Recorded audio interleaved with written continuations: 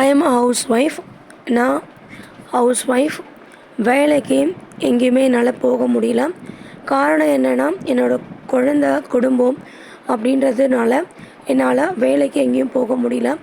வேலைக்கு நாம் வெளியில் போக முடியாத ஒரு சூழ்நிலைகள் வரும்பொழுது வீட்டில் நம்ம எப்போவுமே பாத்திரம் தேய்க்க, துணி துவைக்க, சாமான் தேய்க்க, சமையல் பண்ண அன்எக்ஸ்பெக்டடாக சில வேலைகள் வரும். அதையும் நம்ம தான் செய்யணும். வெளியில் வேலைக்கு போகிறவங்க நம்ம வீட்டில் இருந்தாங்கன்னா அவங்களுக்கும் நம்ம தான் வேலை செய்யணும். எவ்வளோ வேலைகள் செய்தாலும் ஒரு மனசில் தன்னம்பிக்கை அப்படின்றது எப்போ வருதுன்னா, நாம் ஒரு ரூபா நம்ம உழைப்பில் சம்பாதிச்சா மட்டும்தான் வருது. அந்த ஒரு நம்பிக்கையை, அந்த ஒரு நிம்மதியை தான் எனக்கு டெய்லரிங் கொடுக்குது. எனக்கு வீட்டில் காலையில் நான் எப்படியும் 5 மணிக்கு எழுந்துக்கணும். 5 மணிக்கு எழுந்தால் தான் 7:30 மணிக்கெலாம் சாப்பாடு ரெடி பண்ணி அடுத்து குழந்தைய ரெடி பண்ணி அடுத்தடுத்த வேலை எனக்கு 1 மணி வரைக்குமே இருக்கும். அந்த 1லேருந்து 2 மணி வரைக்கும் எனக்கு நான் சாப்பிட்றது, கொஞ்சம் அரை மணி நேரம் ஒரு ரெஸ்ட் எடுக்கிறது, இது எல்லாத்தையும் முடிச்சுட்டு ஒரு 2 மணிலேருந்து நான் பார்த்தேன்னா ஒரு 4 மணி வரைக்கும் எனக்கு ஒரு கேப்பு கிடைக்கும். ஒரு ஹவுஸ் ஒய்ஃப்க்கு எனக்குன்னு இல்லை, எல்லாருக்குமே தான். அந்த 2 ஹவர்ஸ் கேப்பில் நம்ம ஏதாவது பண்ணணும். நிச்சயமாக அந்த 2 ஹவர்ஸ் கேப்பில் நம்ம ரெஸ்ட் எடுத்துக்கலாம். அப்படி இல்லைன்னா நம்மளுடைய கனவுகள், லட்சியங்களுக்காக நாம் அந்த 2 மணி நேரத்தை அந்த 2 to 4 என்னை பொறுத்த வரைக்கும் அந்த டைம் தான் எனக்கு ஃப்ளெக்சிபிள். எனக்கு கொஞ்சம் ரெஸ்ட் அப்பாடா நான் உட்கார டைம் அந்த டைம் தான். மறுபடியும் 4 மணிக்கு மேலே குழந்தைய கூட்டிகிட்டு வரணும். குழந்தைக்கு ஹோம்ஒர்க் சொல்லிக் கொடுக்கணும், சாப்பாடு கொடுக்கணும். அதுக்கப்புறமா டிஃபன் ரெடி பண்ணணும். அதுக்கு மேலே காலையில், மதியானம், சாயங்காலம் பாத்திரம் தேய்க்கணும். இடையில வர துணிகள், யூனிஃபார்மு, நம்ம போட்டு போகிற துணி, இது எல்லாமே செய்யணும். ஒரு ஹவுஸ் ஒய்ஃப்னு சொல்லும் பொழுது உண்மையாலுமே அவங்களுக்கு சத்தியமாக காலையிலேருந்து நைட்டு வரைக்கும் நிறைய வேலைங்க இருக்குது. ஆனால் சில பேர் மனசாட்சியே இல்லாமல் வீட்டில் தானே இருக்க, நீ என்ன வேலை செய்கிற அப்படின்னு கேட்குறாங்க. அந்த கேள்வியே ஃபஸ்ட்டு ஒரு தப்பான ஒரு கேள்வி. அந்த கேள்வியை எப்படி தான் அவங்களுக்கெல்லாம் கேட்குறதுக்கு ஒரு மனசு வருது அப்படின்றது தான் எனக்கு இன்ன வரைக்கும் ஒரு சந்தேகமாக இருக்குது. ஆனாலும் அவங்கள பற்றி நான் யோசிக்கிறத விட்டுட்டு என்னோடய வாழ்க்கையில் நான் 2 டிகிரி முடித்தேன். நான் ரொம்ப ஆசையாக படித்தேன். ஏன்னா நான் என்னோடய குடும்ப சூழ்நிலை அப்படின்றது நான் பிறந்ததுலேருந்து ஒரு 25 வயசு கல்யாணம் ஆகிறதுக்கு முன்னாடி வரைக்குமே ரொம்ப கஷ்டம்தான். சாப்பாட்டுக்கு கஷ்டம், அதே மாதிரி நல்ல ட்ரெஸ்ஸு நான் போட்டதில்லை, நேரத்துக்கு நல்ல சாப்பாடு நான் சாப்பிட்டதில்லை. ஆனால் எனக்கு ஸ்கூல்ஸில் லீடர்ஷிப் குவாலிட்டிஸ் எனக்கு கிடச்சிது. ஏன்னா நான் படித்தது ரயில்வே குவார்ட்டர்ஸில் கவர்மெண்ட் ஸ்கூல் தான், Christ king girls middle school. அந்த மிடில் ஸ்கூலில் எனக்கு எஸ்பிஎல்லாம் ஆகிற ஒரு வாய்ப்பு கிடச்சிது, ஸ்கூல் பீப்புள் லீடராக. உண்மையாலுமே எனக்கு கடவுள் கொடுத்த ஒரு பெரிய வரம் தான் நினைக்கிறேன். அந்த ஒரு லீடர்ஷிப் குவாலிட்டிஸ் மட்டும் இல்லாமல் every year I was the class leader. So கிளாஸ்க்கு முன்னாடி நிற்கிறது, கிளாஸில் இருக்க என்னோடய ஃப்ரெண்ட்ஸுக்கு, கிளாஸ்மேட்ஸுக்கெலாம் சொல்லிக் கொடுக்கறது, ஏதாவது ஒரு இன்ஃபர்மேஷன்னா எடுத்துகிட்டு போய்ட்டு அவங்களுக்கு கொடுக்கறது. ஸ்கூல் முழுக்க, கிளாஸ் முழுக்கவே அந்த ஸ்கூல் கிளாஸில் இருக்க ஆக்டிவிட்டீஸ் இல்லாமல் மற்ற ஆக்டிவிட்டீஸ்லேயும் I was engaged when I was in the school. So அந்த ஸ்கூல் டைமில் எனக்கு கிடச்ச அந்த exposure and my school teachers, இவங்கெல்லாம் தான் எனக்கு ஒரு பெரிய ஒரு மோட்டிவேஷனாக இருந்தாங்க. எனக்கு திக்குவாயும் எனக்கு பேசவே வராது. ரொம்ப திக்கி பேசவே மாட்டேன் 3ஆம் கிளாஸ் படிக்கிற வரைக்கும். ஆனால் ஸ்டெல்லா மேரி மிஸ் அவங்க தான் எனக்கு எங்கள் அம்மாவை கூப்பிட்டு இவ கையெழுத்து அழகாக எழுதுறா, பேரண்ட்ஸ் டீச்சர்ஸ் மீட்டிங் வைப்பாங்க இல்லையா, அப்போ சொன்னாங்க கையெழுத்து அழகாக எழுதுறா, she was the first rank, so she was very smart. ஆனால் அவளுக்கு திக்கு வாயாக இருக்க, நீ எவ்வளோ நேரம் ஆனாலும் பொறுமையாக பேச, நான் கேட்குறேன்னு எனக்கு அவ்வளோ ஒரு சான்ஸ் கொடுத்து, ப்ராக்டிஸ் கொடுத்து, என்னை பொறுமையாக பேச வச்சு எந்த டாக்டர்ஸ்கிட்டையும் போகல. எல்லாருமே திக்குவாயின்னு என்னை கிண்டல் பண்ணால் கூட இன்றைக்கி நான் நல்லா பேசுகிறேன் அப்படின்னா என்னுடைய ஸ்டெல்லா மிஸ் அவங்க தான் அதுக்கு காரணம்.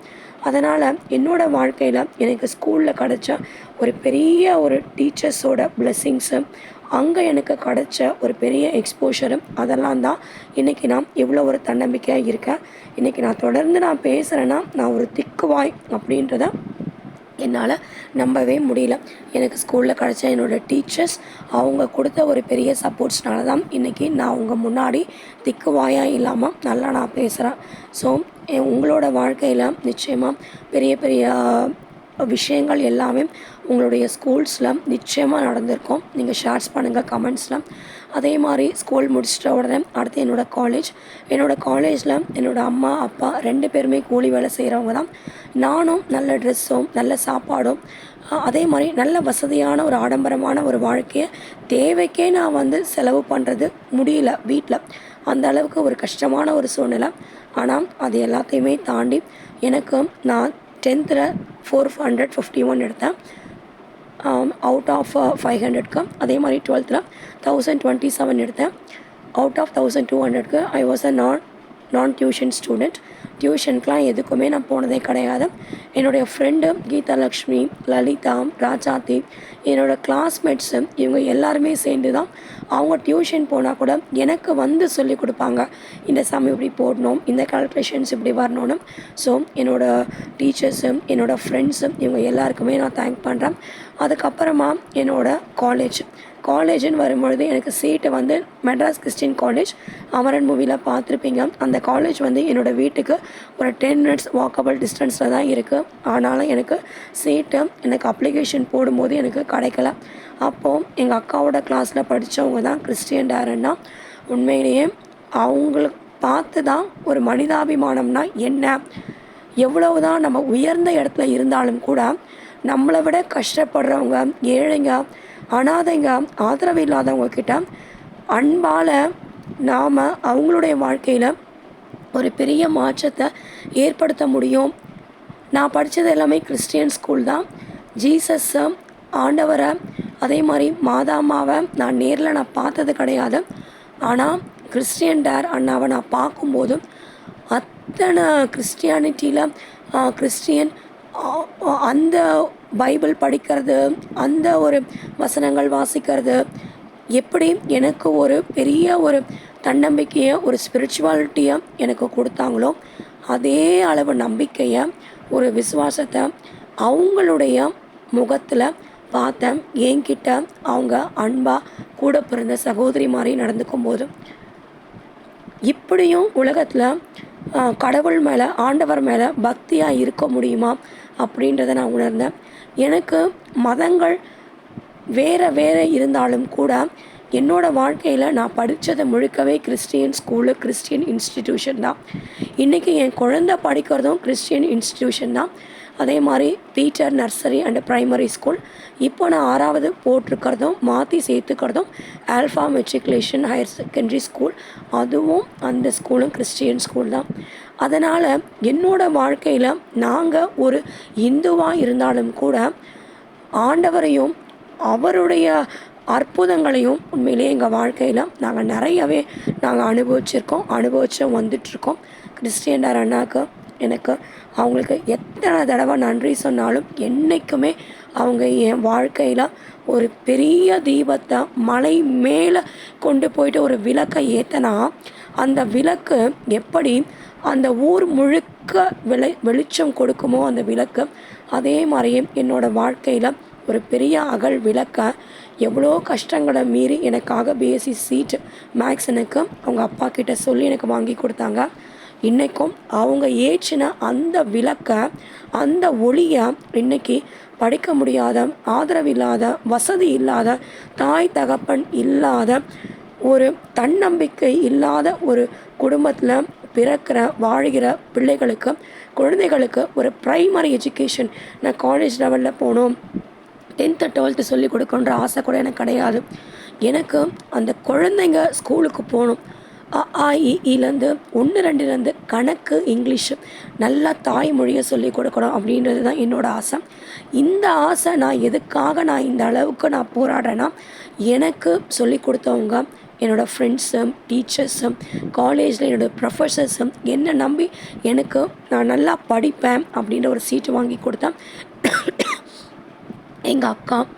எங்கள் அக்கா மூலமாக எனக்கு அறிமுகமான கிறிஸ்டியன் டேர் அண்ணா, அவங்க கிளாஸ்மேட்ஸ் எல்லாருக்குமே நான் நன்றி சொல்கிறேன். அடுத்து என்னோடய சாரை நான் எப்படி எனக்கு அவரை நன்றி சொல்கிறதுன்னு எனக்கு தெரியல. என் வாழ்க்கையில் எனக்கு கிடைச்ச மிகப்பெரிய ஒரு வரம். சாரை இன்றைக்கும் நீங்கள் மெட்ராஸ் கிறிஸ்டியன் காலேஜில் சாரை நீங்கள் கேட்டிங்கன்னா சிம்ப்ளிசிட்டின்னு சொல்லுவாங்க. அவர் ஹெச்ஓடியாக இருந்து ரிட்டையர் ஆகியிருக்காங்க. அதே மாதிரி இங்கிலீஷு, மேக்ஸும் இது எல்லாமே எங்கள் சாரை மாதிரி இருக்கிறாங்களா வேறு ஒருத்தவங்கன்றது எனக்கு தெரியாது. அவங்க அவ்வளோ அழகாக கிளாஸ் எடுப்பாங்க. 1 மணி நேரம் 2 மணி நேரம் இல்லை, 10 மணி நேரம் அவ்வளோ அழகாக சொல்லிக் கொடுத்தா கூட நம்மளுக்கு இன்னும் கொஞ்சம் நேரம் சார் நம்மளுக்கு சொல்லிக் கொடுக்க மாட்டாரா அப்படின்றது தான் தோணும். அதே மாதிரி டேர் சாரை பார்த்தா சில பேர் வந்து எப்படி எடுத்துப்பாங்கன்னா, என்னோடய வாழ்க்கையில் சில பேரை பார்த்தா நம்மளுக்கு பயமாக இருக்கும். ஏன்னா அவங்க அவ்வளோ படிச்சிருக்காங்களே அப்படின்னு. ஆனால் நீங்கள் வந்து உங்கள் வாழ்க்கையில் என்றைக்காவது ஒரு நாள் எங்கள் சாரை பார்க்குற வாய்ப்பு கிடச்சிதுன்னா உண்மையிலே யூ ஆர் ஸோ பிளெஸ்ட். ஏன்னா சாரை பார்த்தீங்கன்னா முதல் முறை நீங்கள் பார்த்தீங்கன்னா கூட உங்களுக்கு நிறைய வருஷம் நிறைய ஜென்மங்கள் நீங்கள் சார் கூட நல்ல ஒரு ஃப்ரெண்ட்ஷிப்பில் இருந்த மாதிரி உங்களுக்கு தோணும். காரணம் என்னென்னா சாரோட சிம்ப்ளிசிட்டி. ரொம்ப சிம்பிளாக இருப்பார். ஆனால் அவர் பேசுகிற வார்த்தைகள் எப்போவுமே சிரிச்சுக்கிட்டே தான் பேசுவார். அவர் கோவப்பட்டு நாங்கள் யாருமே பார்த்ததே கிடையாது. அப்படிப்பட்ட சார் தான் எங்கள் சாரு. எங்கள் சாரை பற்றி பேசணுன்னா நான் பேசிகிட்டே இருப்பேன். எங்கள் டாட் சார் மட்டும் இல்லை, எனக்கு பாடம் சொல்லி கொடுத்த எல்லா வாத்தியார்களுமே நான் இன்றைக்கும் நான் நினச்சி பார்க்குறேன். இன்றைக்கும் நான் வாழ்க்கையில் நான் போராடுறேன்.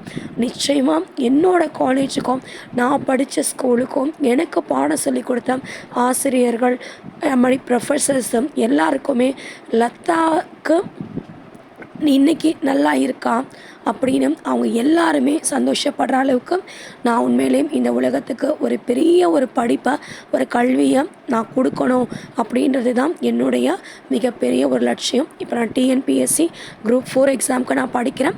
என்னுடைய படிப்பு மூலமாக எனக்கு ஒரு நல்ல வேலை, கவர்மெண்ட் உத்தியோகம் கிடச்சி அதன் மூலமாக கிடைக்கிற வருமானத்தில் நிச்சயமாக ஏழை குழந்தைங்களுக்கு படிப்பு சொல்லி கொடுக்கணுன்ற ஒரே நோக்கத்தோடு இன்றைக்கும் நான் படிச்சிட்ருக்கேன். உங்கள் வாழ்க்கையில் எவ்வளோ கஷ்டம், போராட்டம், இழப்புகள், ஏமாற்றங்கள் வந்தாலும் கூட தொடர்ந்து போராடுங்க. இந்த மாதிரி சமயத்தில் தான் எனக்கு மிகப்பெரிய ஒரு உறுதுணையாக இருந்தது என்னுடைய அக்கா. ஏன்னா என்னுடைய அக்கா வந்து எனக்கு அம்மா மாதிரி. அவங்க எனக்கு ஒரு மிகப்பெரிய ஒரு சப்போர்ட்டை கொடுத்து காலேஜ் படிக்கும்போது அக்கா வேலைக்கு போனாங்க. அவங்க மேலே எம்எஸ்சி கூட படிக்க முடியல. ஏன்னா எனக்கும் என் தங்கச்சிக்கும் அவங்க ஃபீஸ் கட்டினாங்க, படிக்க வச்சாங்க. எங்கள் அக்கா சங்கீதா அக்காவை என்றைக்குமே நான் மறக்க மாட்டேன். எனக்கு அம்மா அம்மா அப்படின்னு தான் நான் சொல்லுவேன்.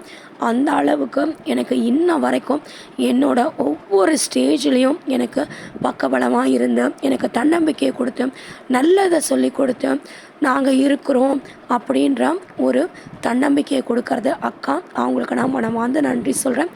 அதே மாதிரி என் தங்கச்சி, என் அக்கா, இவங்க எல்லாருமே எனக்கு மிகப்பெரிய ஒரு சப்போர்ட்டாக இருக்கிறாங்க, மாரல் சப்போர்ட்டாக. அவங்க என்றைக்குமே எனக்கு இந்த அளவுக்கு உதவி செய்கிறதுக்கு நான் எத்தனை ஜென்மம் எடுத்தாலும் அவங்களுக்கு நான் கடமைப்பட்டிருக்கேன். அவங்களுக்கு எத்தனை ஜென்மம் எடுத்தாலும் நிச்சயமாக நான் அவங்களுக்கு எல்லா வேலையும் செய்யணும் அவங்களுக்கு அப்படின்னு நான் ஆசைப்பட்றேன். இப்போ நான் டெய்லரிங், நான் இப்போ ப்ளவுஸ் தச்சு முடிச்சுட்டு இப்போ கொக்கி காஜா முடிச்சிட்டேன். இந்த வீடியோ வந்து என்னால் எடுக்க முடியல. நைட்டு நான் உட்காந்து தைச்சேன். ஏன்னா நைட்டு வரைக்குமே எனக்கு வீட்டில் வேலை நிறைய இருந்துச்சு. பாப்பாவை வேறு ஸ்கூல் மாற்றுறதுனால ஸ்கூல் விஷயமா நான் வெளியில் போயிட்டேன். பாப்பாவுக்கும் அந்த அளவுக்கு வந்து மிஷினில் நான் உட்காந்து தைக்கும்போது அந்த நீடில்ஸு, ஸ்டிச்சிங் எல்லாமே வீடியோ எடுக்கிறதுக்கு தெரியாது. இருந்தாலும் எனக்கு என்ன வருதோ அதை வச்சு நான் உங்களுக்கு வீடியோஸை நான் கொடுத்துட்ருக்கேன். இன்ன வரைக்கும் நான் வந்து என்னோடய யூடியூப் மூலமாக ₹1 கூட நான் சம்பாதிக்கலை. ஆனால் எனக்கு டெய்லரிங் மூலமாக ஒரு நாளைக்கு நான் வந்து ஒரு நாளைக்கு இல்லை, ஒரு ப்ளவுஸ் தைக்கிறதுக்கு நிச்சயமாக எனக்கு ஒரு நாள் போதும். ஆனால் அந்த ஒரு நாளுன்றது என்னால் மற்ற வேலைங்க, வீட்டு வேலைங்க, குழந்தைங்களை விட்டுட்டு என்னால் தைக்கிறதுக்கு முடியாது. அதனால் ஒரு வாரத்துக்கு 1 2 அந்த மாதிரி தான் தைப்பேன். அதன் மூலமாக எனக்கு ஒரு ₹10, ₹50, ₹20, சில நேரம் 2 வாரம் கூட என்னால் தைக்க முடியாது. இருந்தாலும் அந்த ஒரு ரூபா 25 பைசாவுக்கு நான் கார்மெண்ட்ஸில் ஒரு பீஸ் ஷார்ட்ஸ் எல்லாம் போடுறாங்க இல்லையா ஜென்ஸு, அந்த ஷார்ட்ஸ் எல்லாமே ட்ரிம் பண்ணி கொடுப்பேன். ட்ரிம்மிங்னா அந்த நூலெல்லாம் கட் பண்ணி கொடுக்கணும். ரூ. 1.25 எனக்கு 1,00,00,000 மாதிரி தெரிஞ்சுது.